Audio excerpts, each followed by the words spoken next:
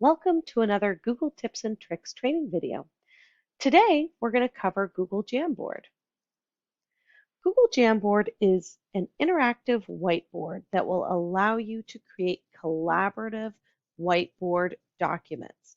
So we're going to go over today how to access Google Jamboard and how to create what they call jams. Those are those whiteboard documents that you can share.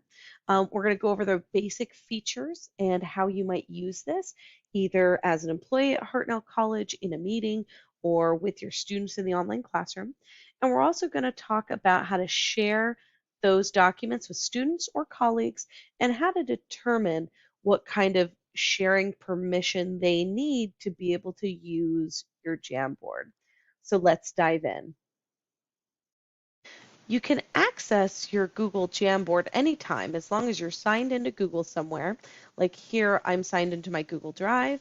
And if I go up to the Google Apps icon, I'll be able to find it by scrolling down, and you'll see it here in your apps under Jamboard. This is what the icon looks like as of this recording. That stuff is always subject to change.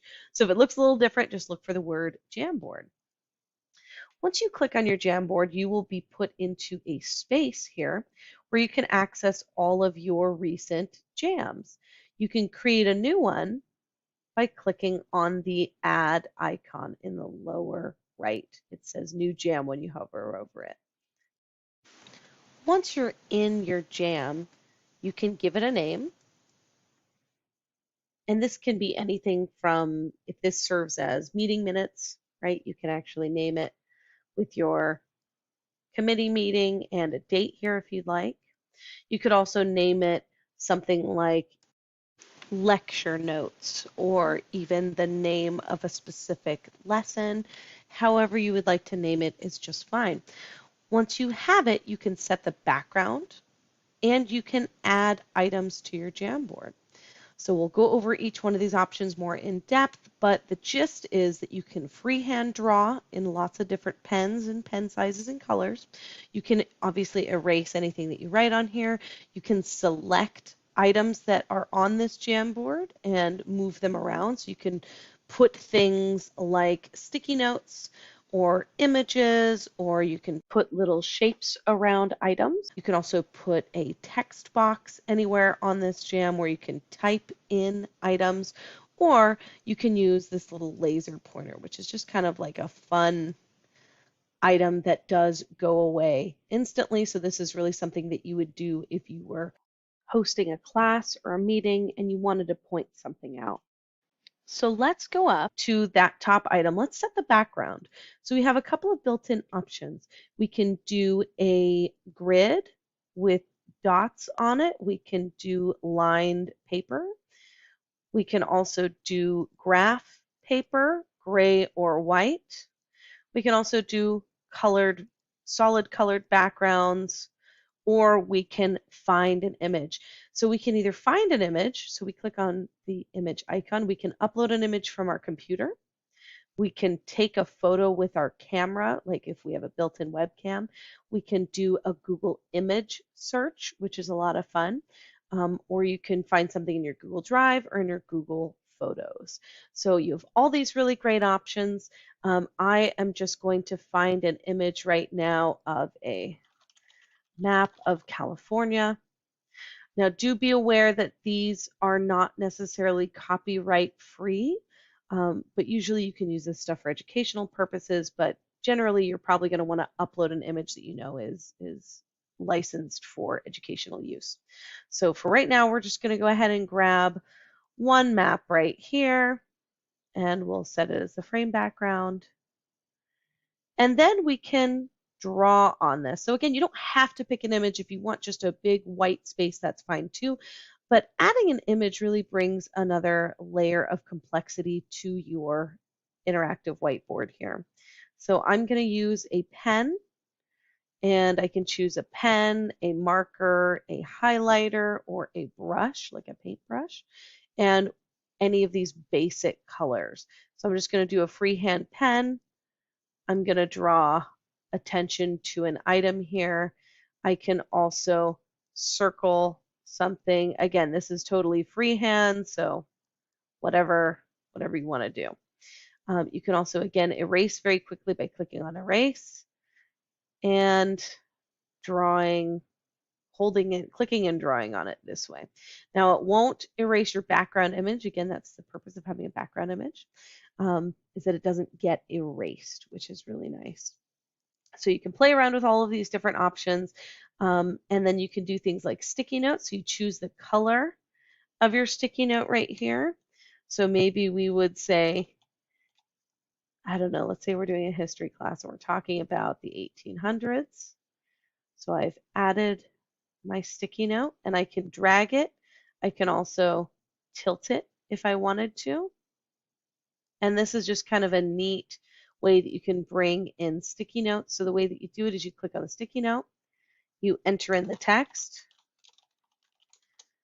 and then you click save, and it goes right here onto your background, and then it allows you to create a new one. I don't need any more. I just created one, so I'm going to hit cancel, and now I have 2 sticky notes, which is fun. I can make it bigger, smaller, just click and drag. I can also duplicate this item if I wanted to. So this is really, really handy. If you want to edit the text, you're just going to double click on it. So maybe I would say 2021, something like this. Editing also allows you to change the color.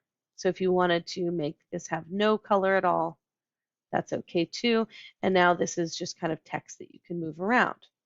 This is very similar to the text box down here. We'll look at that in a second. But this is the basics for how sticky notes work. Now right here, we're going to get to the image. This is exactly what it sounds like. And it's just like we selected with the background image before. But this is not for the background image. This is for a separate image that you want to add to your whiteboard as a separate item. So again, you can upload it, take a picture with your webcam, do a Google image search, find something from your drive or from your folders. We're going to do California map. And we're just going to grab a different image and insert it. You can also just double click it to insert it, which is neat. And now we have the item right here. And that's actually a much lighter item than I expected, but that is okay. So you can do whatever you want with this, right? You can actually take this and move it around. You could also send this back behind this item. So this works in layers, right? We have this image which is sitting on top of these other items. But if we wanted to, we could actually adjust where this image is sitting. So we want this sticky note to be in front of this image.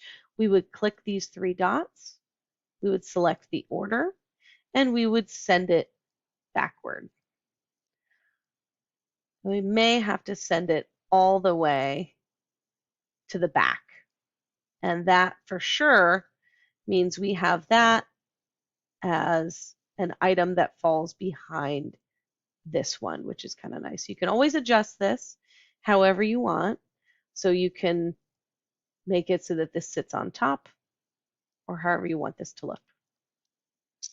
So that's inserting images. We can also insert things like circles or other shapes right here, which is really nice. We can actually bring an arrow in if we wanted to. And then we can choose what we want the border color to be. And we can choose what we want the fill color to be. So we can make this kind of a pink looking arrow, or we can make it transparent so that way you can see through it. Either way is fine, totally up to you. Now we have our text box feature where we can click on it, and once we have it selected, we click anywhere on the page, and now we have a text box. You can do things to that text box, like choose the size. Do you want it to be the display name? Do you want it to be the title, subtitle. We want this to be normal text. We want this to be an image caption, whatever you would like to do here. And then you can choose your text color. And you can choose if you want this to be centered, left aligned, right aligned, however you want to do this. Of course, you can make it bigger or smaller by grabbing the corner and clicking and dragging. That's a really convenient feature. And that's pretty much it. You can also copy and paste directly onto your Jamboard, and this will hopefully make some math teachers very, very happy because you no longer have to type in your equations. And I mean, sure, you could draw them out if you wanted to. You could say, I don't know, 4x2, which is really nice. It's better if you have a touch screen. You will get better at this the more you do this. I'm sure you're a whole lot better at it now after the last year than you have been. And you can also go into an equation builder. So if we go to equationeditor.atomurl.net, you can actually create equations. You can choose the height that you want your image to have, and this is in pixels, so you do want it to be fairly large, and you can save it to an image. And when you do that, you'll get this image that you can either save by right-clicking on it, or you can just copy it, and then you can paste it directly into your Jam by holding down Control on your keyboard and tapping V as in Victor. That will paste your equation. So this is really nice, and you want it to be as large as possible when you do this, so that way it's not overly blurry. You can also clear your Jam frame at any point, which is nice. It doesn't clear the background, it just clears all the items. So we can actually set our background very quickly back to white, and we can paste that equation again by holding down Control and tapping V on our keyboards. And now we can use this to annotate or whatever we want to do here. So this is a really, really nice feature, this Jamboard item. This is a very fun, collaborative item that you can find a lot of use cases for, be it in the classroom or in a meeting or just a way that you can collaborate with your colleagues. So right now I've shown you what you can do with it.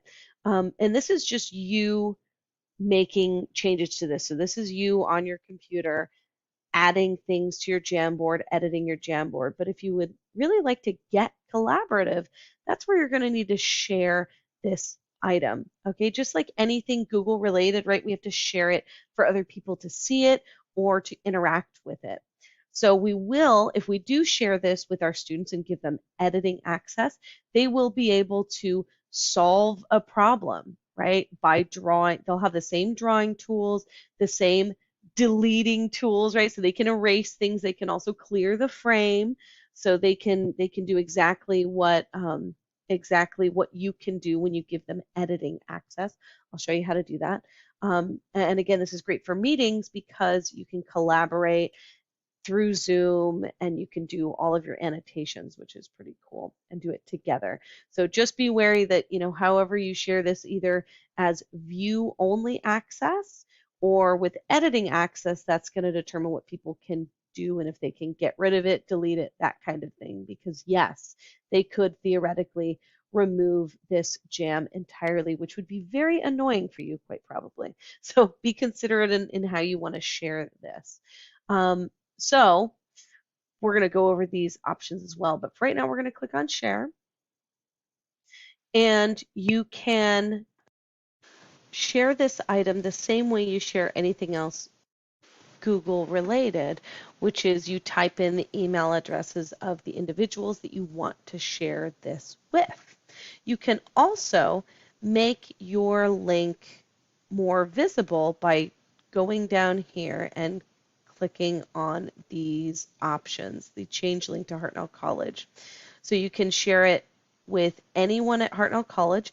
That's anyone that has an email address that ends in Hartnell hartnell.edu. So it's not going to be visible to students. Okay, students' email addresses are their first initial last name at student.hartnell.edu. So Google doesn't actually see them as being a part of Hartnell College.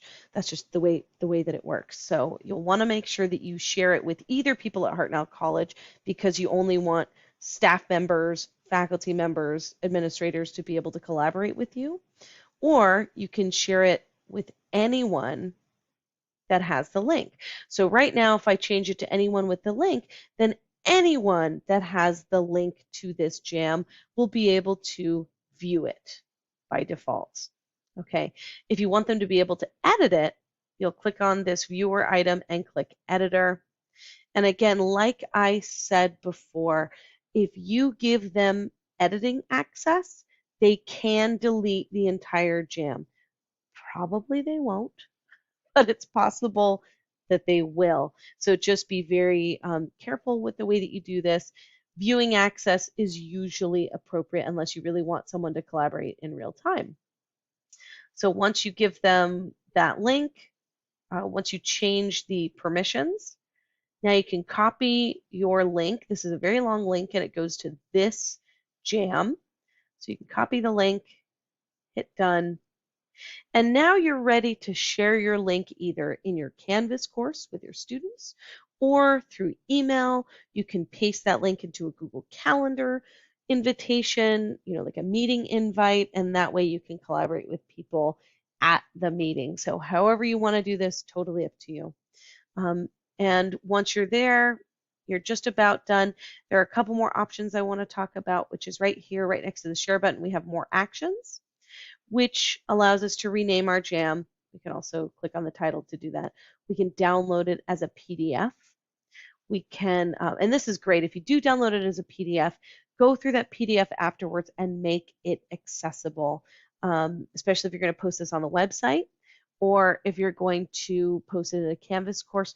This does need to be made accessible. Google Jamboard does have a built-in screen reader support, which is great, but it doesn't allow you to add stuff like alternative text to describe your images and other basic accessibility features that we all know are so important. So download it as a PDF, add your image tags, headers, whatever your document needs to make it accessible, and then you'll be good to go.